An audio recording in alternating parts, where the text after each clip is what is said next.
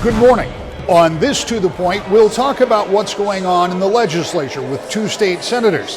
First, Republican Senator Rick Outman talks about one of his initiatives that's already been signed into law.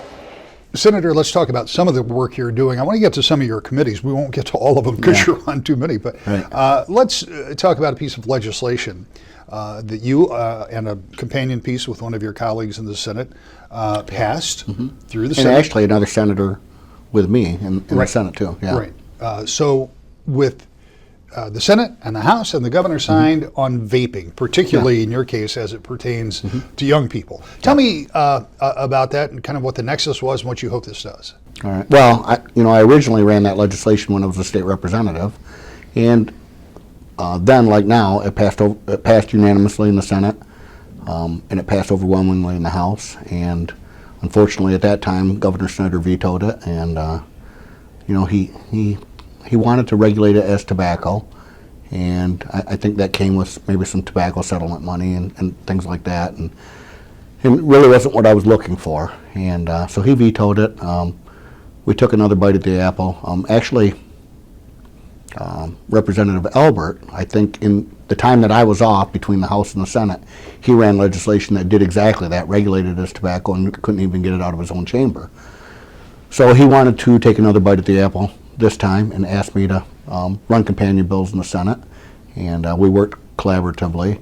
I actually gave part of it to Senator Bullock because number one, I wanted to work bipartisanly, and he's a good guy, and he was very interested in this, so we split the bill into two. And what we did know about this time versus another time, even though we were doing it, was that our current governor, as a senator, had voted yes on it.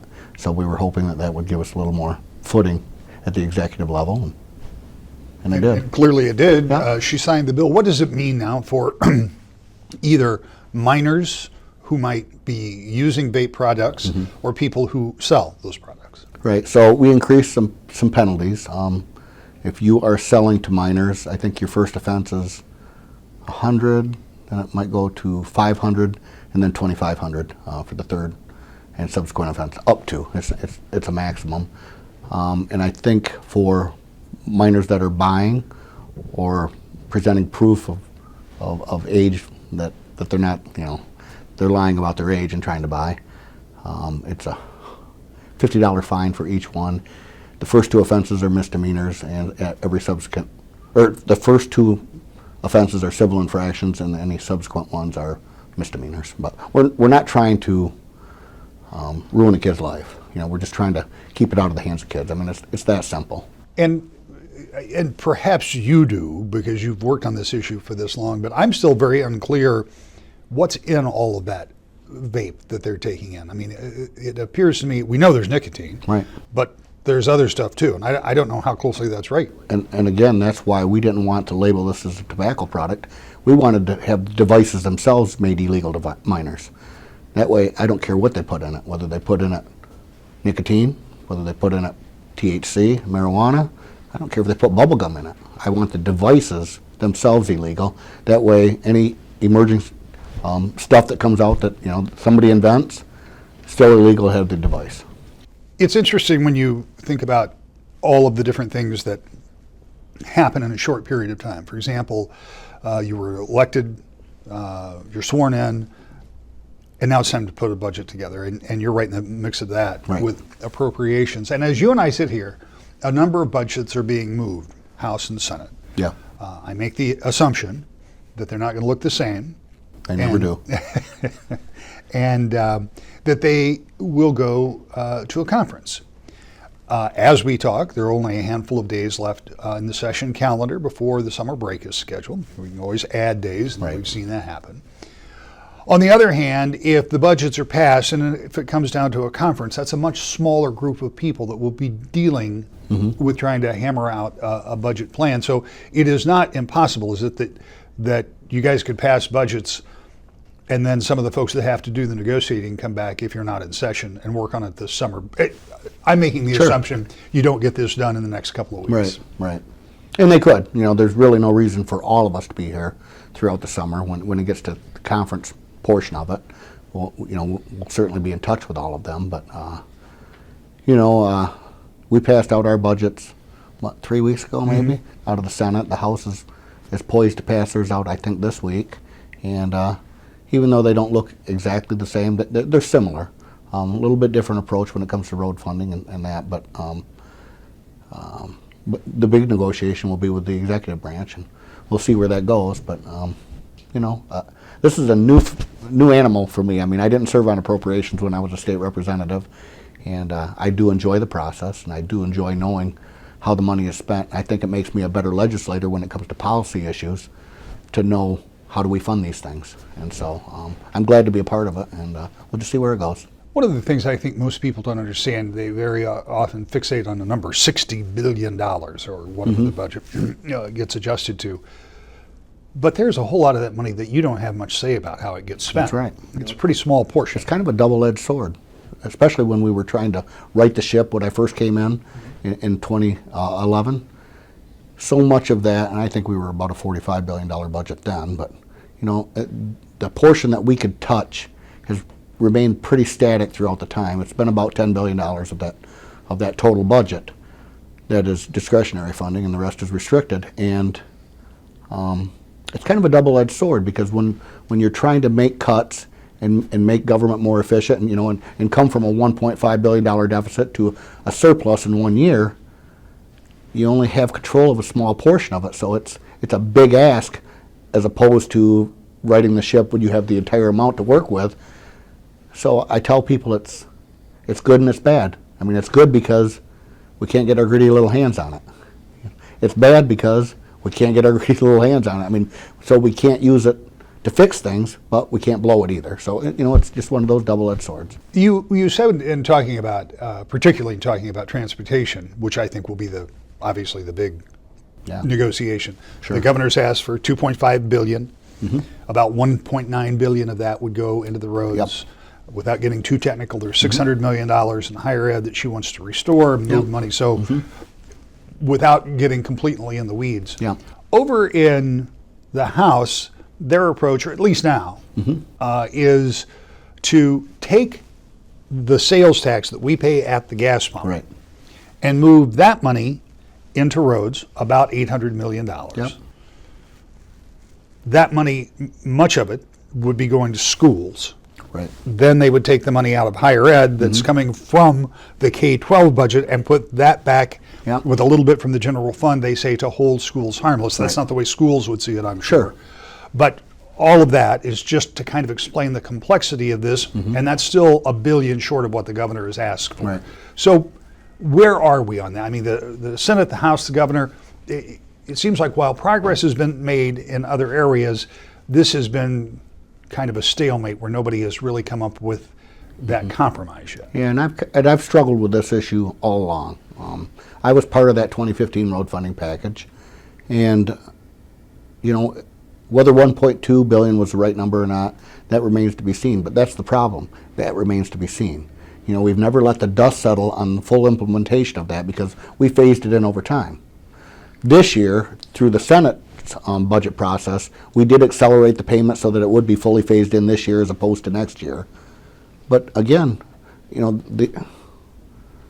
nobody knows if that's enough. I mean, there's theories that it isn't, but what I say is, all right, let's let the dust settle. Let's figure out where we are and how much more we need, but don't just automatically assume that it's not enough money, because I've yet to ever find a department in Lansing here, or probably in Washington, that says, you know what, we've got enough money. We're good. You give it to the next department. It's always, we need more. So we just need to, take a second, evaluate where we're at, and then decide where to move forward, because you throw too much money at any department or any industry, and you artificially devalue the dollar, because people are just going to bid higher on projects, and you're not going to get as good a bang for your buck.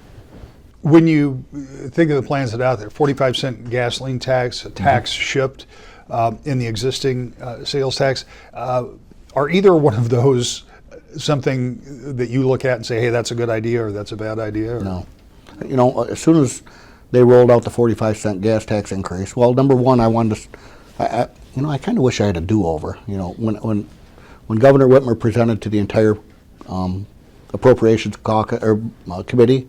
I was a part of that. Again, first time. And what I would have said to her had I had a do-over was, how does that differ from the ballot proposal that we had in 2013, 14, where we were asking for 1.2 billion to go to roads, but we were asking for 2 billion to do it. So what people had told me then, because I thought the takeaway from that, because it failed 80-20, 4-1 margin, I thought the takeaway was, we want our roads fixed, but we want you to do it out of your existing budget. So I went around and I talked to people about that and said that was my takeaway. And what they told me was, no, that wasn't the message. And I said, well, then what was the message? The message was, we want a road funding plan that is simple, concise, that we can understand, and every dollar that you're generating goes to roads. I said, okay, that's our takeaway then. And then we came up with our road funding plan that did just that. Here, she's asking for 2.5 billion to have 1.9 billion go to roads. It doesn't seem much different, and it was very unfavorable then. Why would it be more favorable now? And I've heard from truck drivers, immediately the phone started ringing, and they were saying, we're not buying any more fuel in Michigan. We will buy in Indiana, Ohio, Illinois, any surrounding state. We'll drive into Michigan. Of course, they'll have to pay a small portion of it because of the way it works, but by and large, they're going to buy their fuel out of state. People are going to stop driving as much. When you raise gas prices, you definitely slow down the economy, and that's what would happen here. And what she's suggesting is, with that auto insurance reform, so we had the highest auto insurance premiums in the nation, and now she's willing to make a trade. All right, we'll trade off the highest auto insurance premiums for the highest gas tax, and you may not feel too big of a pinch because it's a trade-off. Well, what I say is, why not just give us a break? Why not just lower our cost of living in this state? That'll stimulate the economy, and we've already seen revenues increase substantially. And with those increases, we can use that money to fund roads without raising taxes. There's a lot going on in the legislature, and coming up, we'll talk with Senate Democrat Winnie Brinks about one issue where she did not agree with her Democratic governor. That's next. To the Point.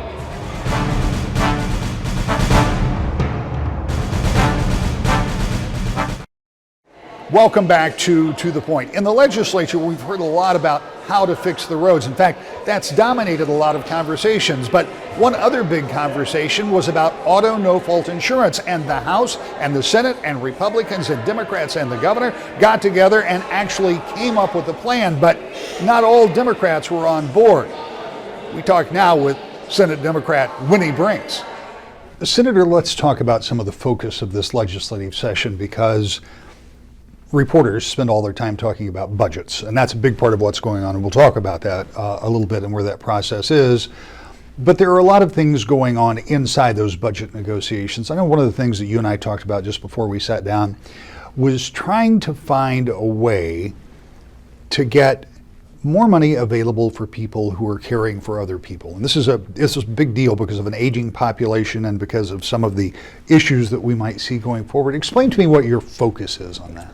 So, really specifically, we were just trying to get an increase in the line item that the state uses to pay for direct care workers that it's responsible for.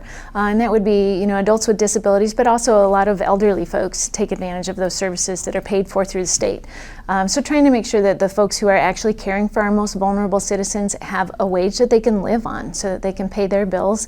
It, of course, means a better life for them, but it also means more reliable and better care for those patients that they care for. And one of the things that is particularly for people who are in those care situations, but I think particularly the elderly, how they don't like to have their routines changed around. And because these folks who are providing this care may not have the kind of income that they need, that can kind of be a revolving door, and that can be upsetting. Yeah, that's true. It can be very damaging for the patient, and to have a constant shift in their caregivers is just really disruptive for them and their health.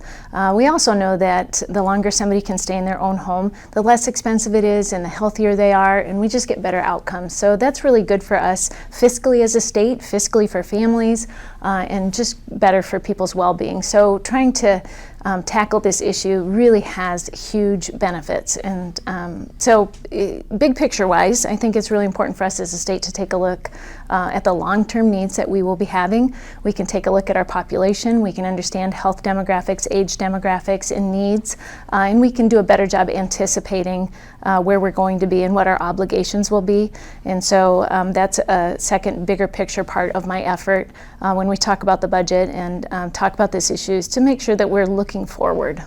And that would, am I correct that that would be the Department of Health and Human Services, which is one of the bigger budgets that you deal with, but it's also one of the departments and one of the budgets that has the most pressure on it, because again, there are so many different programs that come in and out of that. Yeah, that's absolutely true. And so, it's going to be really helpful for us to understand what is going to be asked of us as a state, but also for that budget to be stable and solvent into the future, we need to understand those needs. Separate but not totally unrelated is the auto no-fault insurance reform package that was passed by the Senate and the House and signed by the governor, because that also at some point deals with the care that people in the state of Michigan will get. We were also discussing this, talking about a couple of things. One is the large number of care facilities in your district in West Michigan that could be impacted. And I don't know if you have a better feel for that than I do, but I can't guess what that impact will be.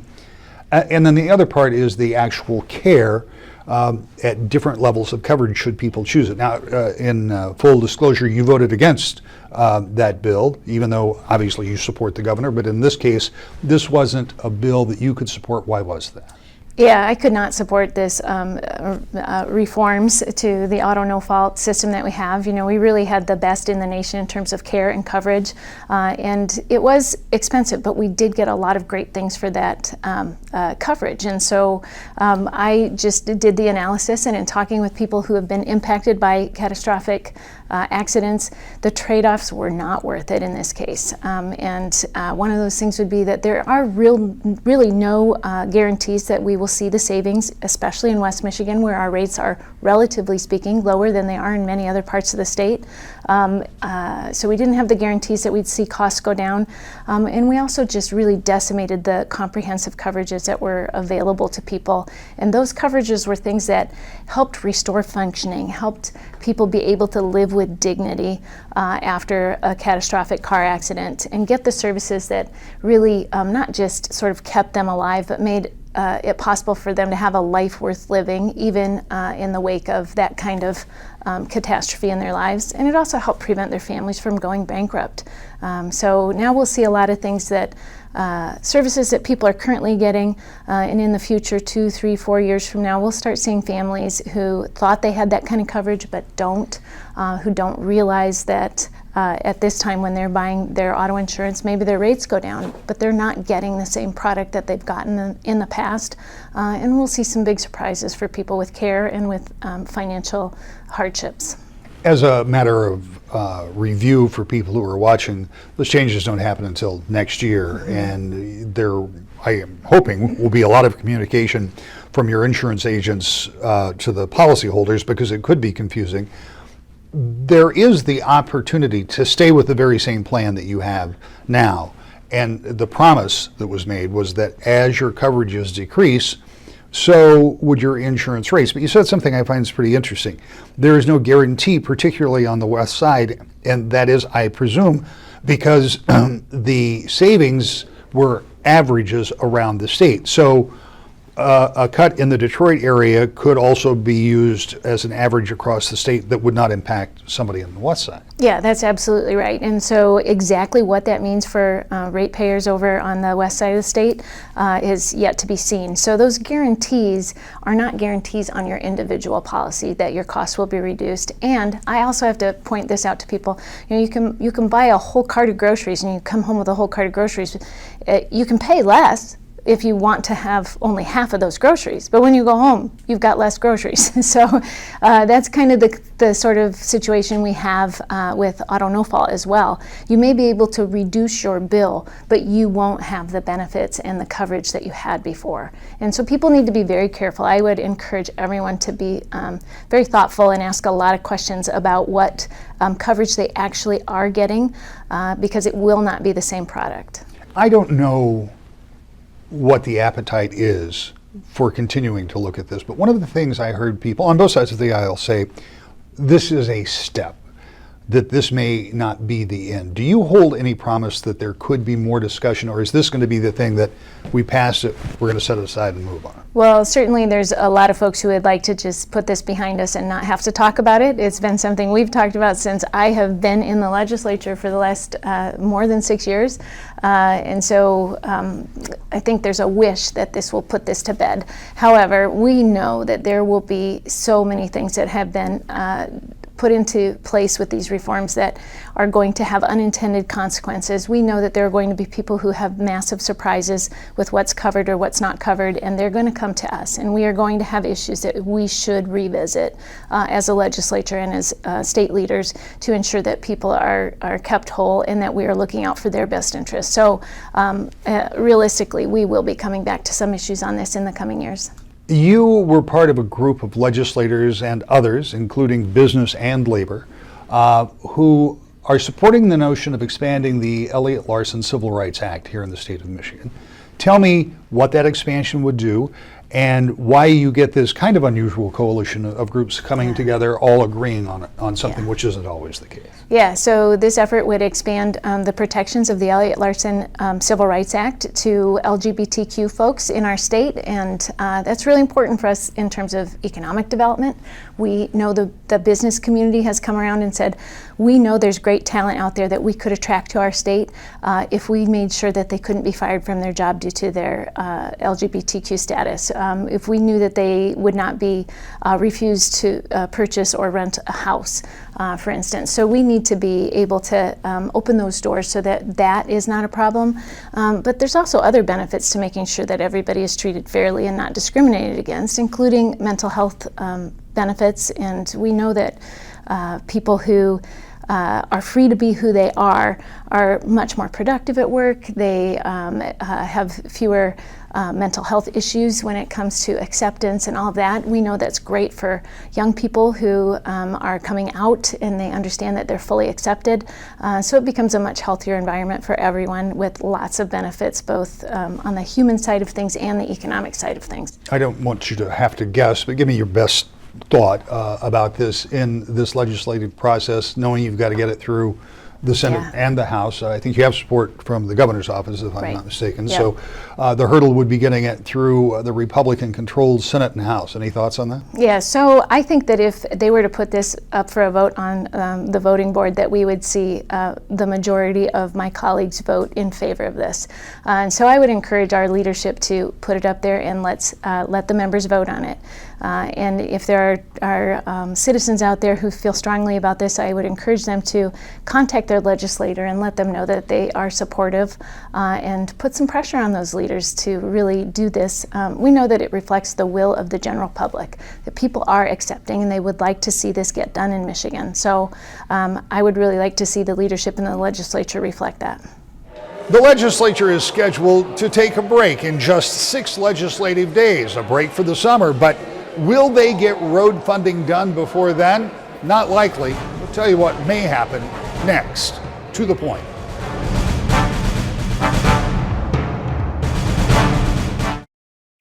The state legislature is scheduled to go on summer break in 6 legislative days, but there is no grand plan on how to fix the roads. Governor says she wants lawmakers to stay here through the summer, but it seems more likely they'll go on break with legislative leaders negotiating until they come up with a deal. We'll continue to follow that and keep you updated throughout the summer, every Sunday morning at 10 o'clock, right here on Wood TV 8 for To The Point.